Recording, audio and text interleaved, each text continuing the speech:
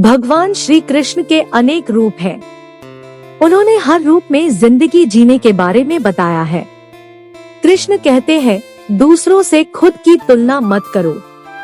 अगर तुम्हारे पास उससे कम संसाधन है तो उसी में खुशी से जिंदगी जीना सीखे। आइए जानते हैं श्री कृष्ण से जुड़ी कुछ खास बातों को। भगवान कृष्ण कहते हैं, किसी दूसरे व्यक्ति के सहारे अपनी जिंदगी को जीने से बेहतर है कि आप अपनी जिंदगी को अपने बल पर जीना शुरू कर दें। आगे कृष्ण कहते हैं, अपने भाग्य पर भरोसा रखो, सब कुछ अच्छा होगा। कृष्ण कहते हैं, हमें हमेशा अच्छे कर्म करने चाहिए। अच्छे कर्म का फल हमेशा अच्छा होता है। गलत कर्म का फल भी गलत ही मिलता है। आपका अच्छा किया गया कर्म कभी व्यर्थ नहीं जाएगा। आगे कृष्ण कहते हैं कि अगर आप अपने लक्ष्य को पाने के लिए कड़ी मेहनत करते हैं तो एक दिन जरूर आप प्राप्त कर लेते हैं। मन में शांति और भगवान के प्रति सच्ची लगन हो तो परमात्मा पर विजय प्राप्त करना मुश्किल नहीं है। कोई भी काम शुरू करो तो उसे पूरा करके ही छोड़ो। श्री कृष्ण कहते हैं कि व्यक्ति का जन्म अगर पृथ्वी पर हुआ है तो संघर्ष भी उसे करना ही होगा। मानव जीवन में आकर ईश्वर भी सांसारिक चुनौतियों से बच नहीं सकते।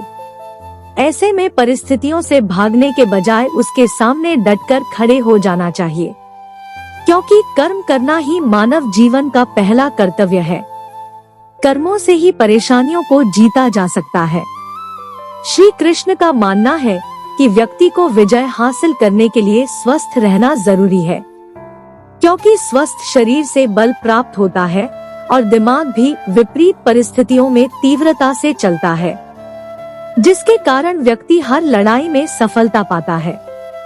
भगवान श्री कृष्ण के अनुसार शिक्षा ऐसी होनी चाहिए जो मनुष्य के व्यक्तित्व का रचनात्मक विकास करे, यानी कि मात्र किताबी पढ़ाई ही नहीं, व्यक्ति को जीवन के हर एक पहलू से कुछ न कुछ सीखते रहना चाहिए और अन्य कलात्मक क्षेत्रों में भी आगे बढ़ना चाहिए।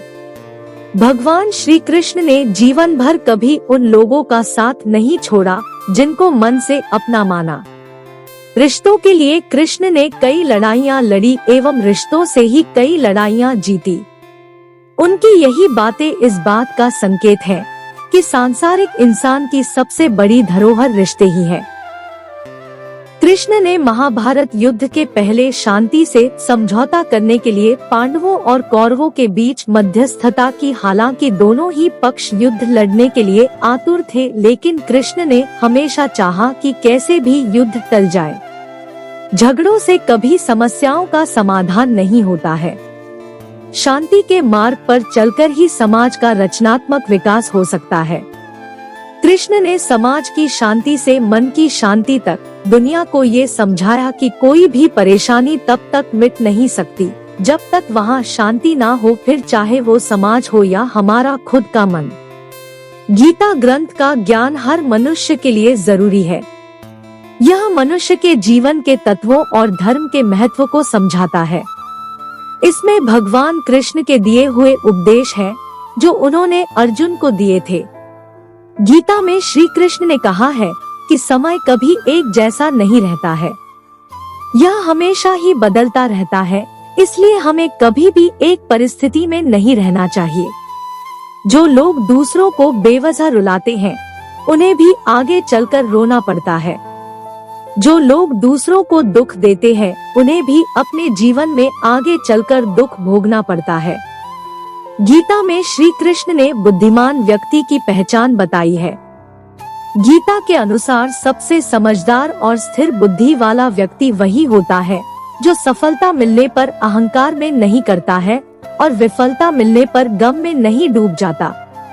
श्री कृष्ण कहते हैं कि केवल डरपोक और कमजोर लोग ही चीजों को भाग्य पर छोड़ते हैं।